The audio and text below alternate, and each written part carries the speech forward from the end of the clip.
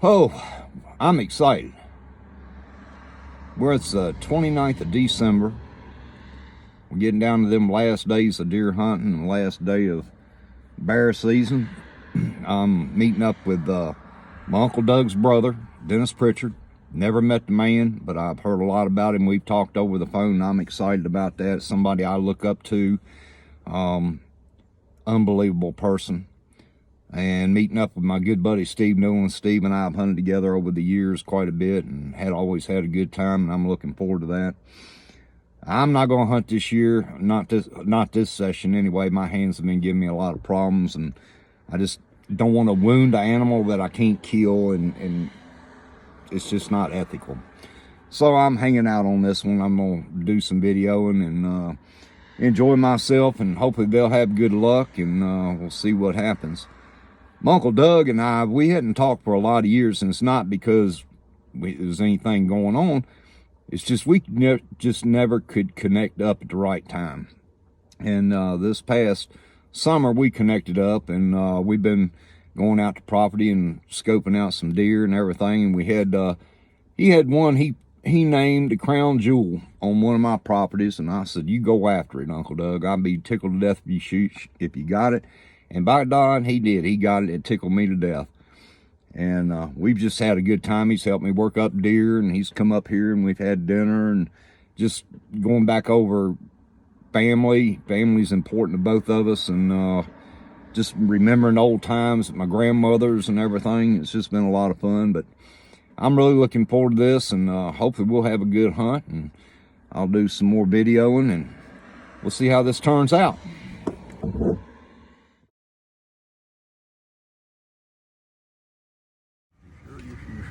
Oh yeah. Well, I finally got hooked up with Mr. Pritchard here, and I got my buddy Steve Newland. We're getting ready to head out here and get set up. We took some deer sausage up here to Miss Pam, on the farm we're hunting on. So we're gonna get set up, and hopefully we'll have good luck, get you on a bear, and get you on your last deer of the season. Yeah, good. Yeah, so that'll work. Let's get our stuff together and get after it. All right, let's go. That's a plan. Let's see if we can follow through. Yeah. That's exactly right. Yeah, that's exactly. We have to start this over. We've been sitting here holding this phone, talking about doing a conversation on this video, and didn't even have the camera on. This is we getting sorry here. We were just talking about how pretty this day was for being December 29th, and talking about this old muzzleloader. Greg wanted to see my muzzleloader. I told him the reason it's so accurate that you can just reach way out there with the end of the barrel, put it right again him, and then pull the trigger. Dang thing is 6 foot long. He was pulling it out the bay, and I said, "Dang, where's the end of that thing at?" So we're sitting up here. I'm gonna turn this around. This is a beautiful place down here. We're hunting. Let's see if we can turn this joker away. I can't turn around now. But you can see it all out there. We've been seeing bear back here, so that's what we're waiting on. Hopefully they don't see too well. We're sitting up here, but hopefully we'll be able to get him on a bear. I got Steve on the other side of the property. He's deer hunting over there. So hopefully before this rain comes in, I got a feeling this is going to be the last day of hunting season, the way this weather's coming in, talking. But I'm not hunting. I'm just sitting here and enjoying this, enjoying the conversation, just enjoying the scenery. The wind stopped blowing, be a whole lot better off. It's hard for anything to smell you in a hard wind. Yeah. Now, if I'm still hunting, I like a hard wind. They can't hear you. They can't hardly smell you. Yeah. We'll sit here till it gets dark. Hopefully that happens. Oh yeah, we'll see.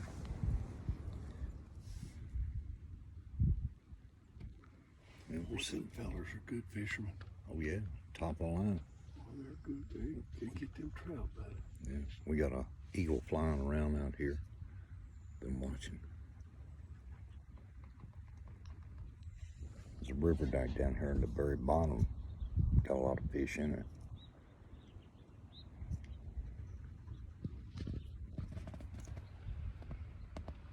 go to? Behind these pines, I don't know we went after that.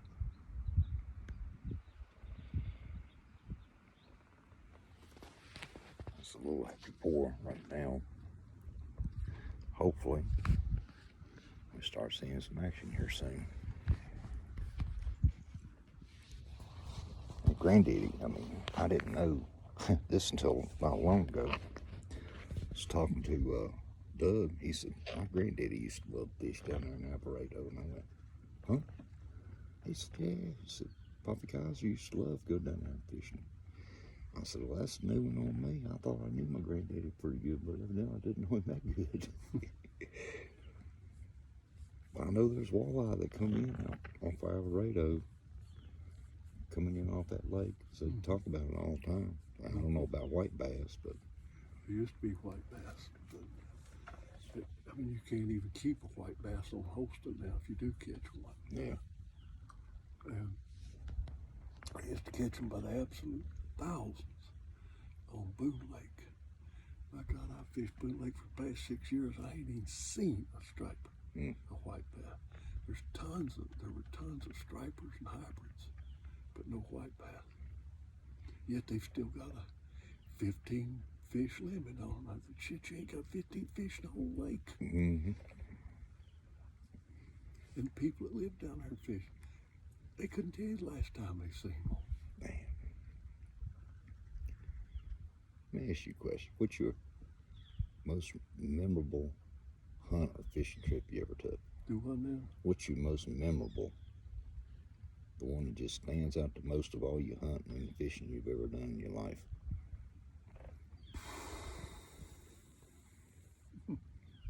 That's hard to say. It really is.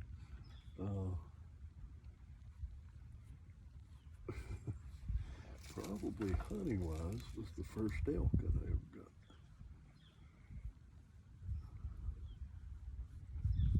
And that is, oh no.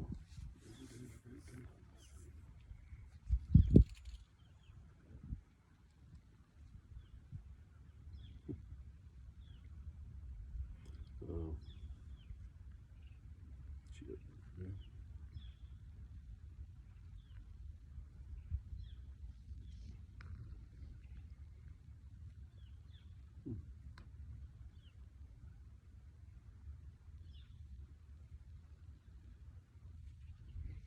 I usually ask everybody I've hunted or fished with. I've taken so many. I've hunted so much and been on so many fishing trips that are all, and I've had some fantastic fishing trips. But probably one that stands out is that one. Holy cow. Oh, I got you. Whoops. And Phone that's flipped around. that sucker. That sucker there. He was, I caught on the lake by myself.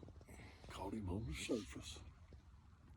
Caught him on the surface in water, super shallow water. When I landed him, he was probably far from here to that ridge top down there down the lake. That's how far he pulled me in the boat before we ever got him. Oh my Lord. And he didn't get hung up on nothing. You know, I like to never got him in. Yeah. But Lord have mercy on me. But as far as like trout like this, that's a cooler in the back. Yeah. You got one right there. Trout. Yeah, that's a big trout. And fish like this, I mean, hell for you do. Out the yin yang, just tons and tons and tons and tons and tons and tons, thousands of them. Greg, when they first left Boone Lake down, didn't bring it back up. My God, it was only one place that you could put a boat in. You had to pretty much have four-wheel drive to do that. But land of heaven, you could not. There's no way you could throw from here to that tree right here without catching a big one. Yeah. Go down just a short day, 5 or 6 hour day, 5 or 6 hour day. You could catch 100, 150 of them son of a gun, big fish like that. Dang. It was unbelievable. And then the next, about half the next year was about that way. Then it started a steep nosedive. But I mean, it just went down, down, down. It's pitiful now. Everybody done caught and slayed them out of there. Well, what happened when they brought the lake down? Game and Fish allowed that they had probably half as much water as they should have. Well, if they were stocking for X amount for 4,000 acres and they only had 2,000 acres, well, they had a whole lot of fish in a small area.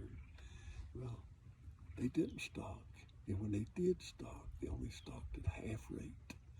And then when COVID hit, they didn't raise any and stock anything at all. Mm-hmm. So now the lake's back full. Yeah, you got all kinds of water, no fish. Yeah, You know, it's a shame. it was something else there for a while. Well, they pretty much done the same thing down on the South Holston River. All the trout they bring in there and everything. There for a long time back during the summer, they weren't generating anything because they were working down there at the above the weir Mm-hmm. and working on that area, so they kept water down. Everybody done caught everything you could catch in there, and they weren't stocking because of COVID. It just got to be a mess up there. Well, they darn sure were not stuck. The darn game warden down there told me one night that they're not, they hadn't stocked. Last year on the 4th of July, Diane and I were down at my nephew's house there on the lake. We left there right at dark when we drove down to Misty Waters Ramp just to check it out. They just filled the lake up. We were sitting there and this boat come in off the lake. And it was 2 game wardens. I couldn't believe they got out walking around talking.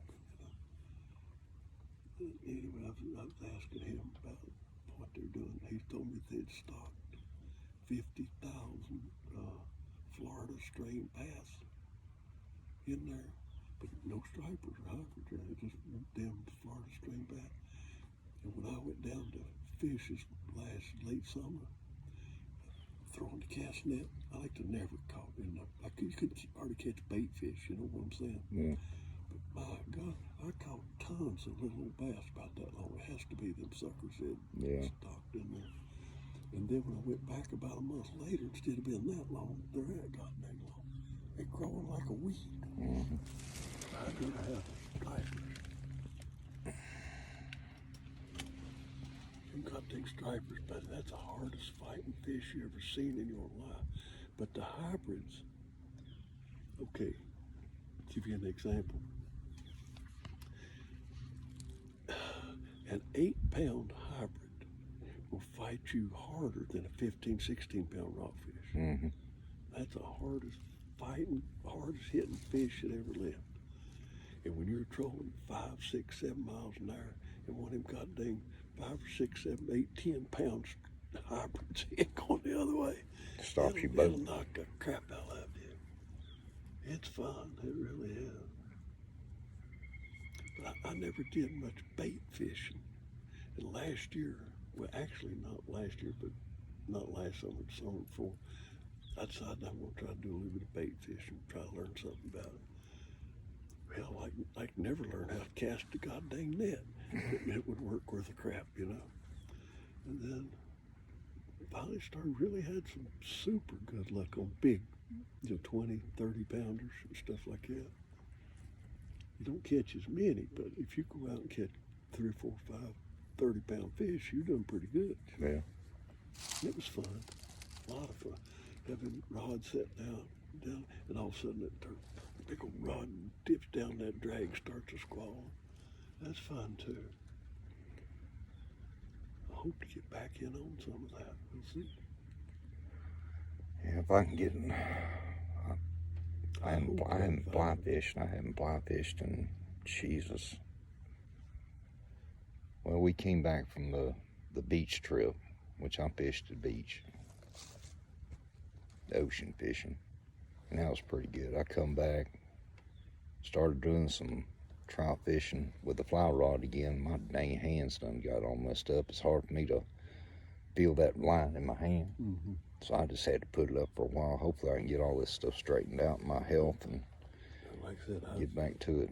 I've done an ungodly amount of fly fishing, but in the last 10 years, boy, it about kills me because people fish to relax.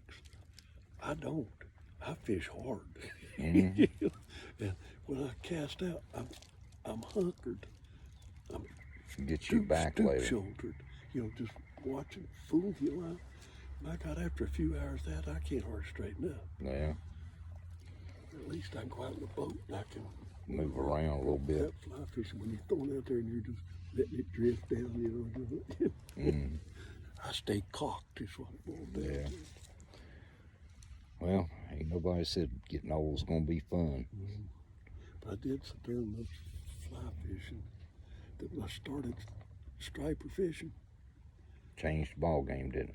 oh shit. But the problem was you using those, I started out using mostly night fishing with great big 7-inch red fins and big old hooks on. And when that darn striper would hit, I'd just raise the rod like I would if I was using a 1 pound tippet, the big brown head. Yeah. You just, well, hell, that don't set the hook. No, not him. Well, this old boy, a friend of mine, we fished, this is, my God, nearly 40 years ago. And he'd sit there, he said, boy, I'll tell you one, he said, you're the best I ever seen at finding these things. And I said, and you're the best I ever seen at catching them. Because, boy, whenever he would catch one, he'd set them goddamn hook, he'd cross the rod. I'd raise the rod, and he'd get off. I'd raise the rod. I couldn't make myself hit them. I still can't. I fly fish, trout fish so damn much. I can't make myself set the frickin' hook. Yeah. I just can't do it. But when you're trolling, and you're trolling real fast, and they hit, they set it themselves. Bam. They're set. To this day, when I'm throwing out there, top water, whatever, when they hit, I do not set the hook. I lose a hell of a lot of fish. See if that ain't that fox squirrel that's down there. Mm-hmm. That's it. I don't know if that's that fox squirrel or not. Hope to see that bear.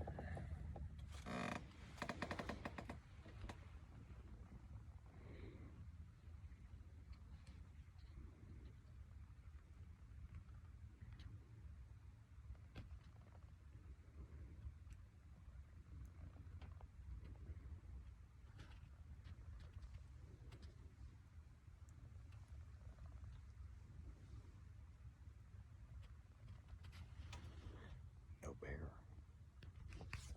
2 deer.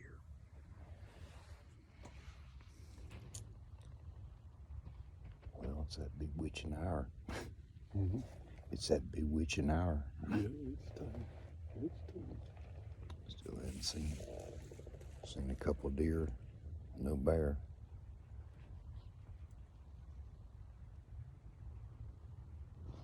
Hopefully it'll happen. Close to that time. A lot of game seen taken at this time of the day. Yep.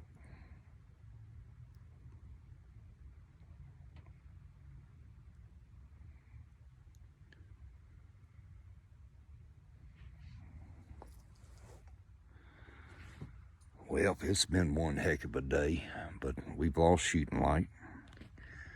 We didn't see no bear that we wanted to see. We did see a couple deer. We seen an eagle. We've seen a fox squirrel run across the field. Got us excited there for a minute. All in all, though, it's been a beautiful day. Yep. And you can't ask for any more than that. Take this little short muzzleloader and decommission it here. Oh, dang it, the thing looks like a 16-foot 2x4. But I've had fun. I mean, just sitting here and watching nature and everything. But we're going to call it a day and pack it up, and we'll try it again. We got a couple more days of hunting left in us. Yeah. I believe we might go to Clear Creek next time around. We got several days. So we'll try this again. Well, got home, got settled in for a minute, getting ready to go in here and take me a shower and freshen up there a little bit, but just sitting here doing a recap of the day, and boy, it was a blessed day for me. Got to hunt with Dennis Pritchard, and he's one of them people that I look up to. He's been around for a long time, hunted since back in the 60s. He's done it all. He's got a YouTube channel, got a lot of great videos on it, so you need to go over and check out Dennis Pritchard. Yeah, just wasn't meant to be today. The weather was great, but didn't see a whole lot. That's okay. That's the way hunting goes sometimes. I was just blessed to get to hunt with him, and well, he was doing the hunting, but we had great conversation and great brotherhood, and look forward to doing it again. But that's the end of this hunt. We're getting down close to the end of the season here. We're looking forward to 2022. Hopefully it'll be better than 2021. I've been blessed in many ways, but then it's been a nightmare in a lot of others. But hey, always got to look forward. Keep looking ahead. Well, let's go in here and get cleaned up and get ready for another day. God bless.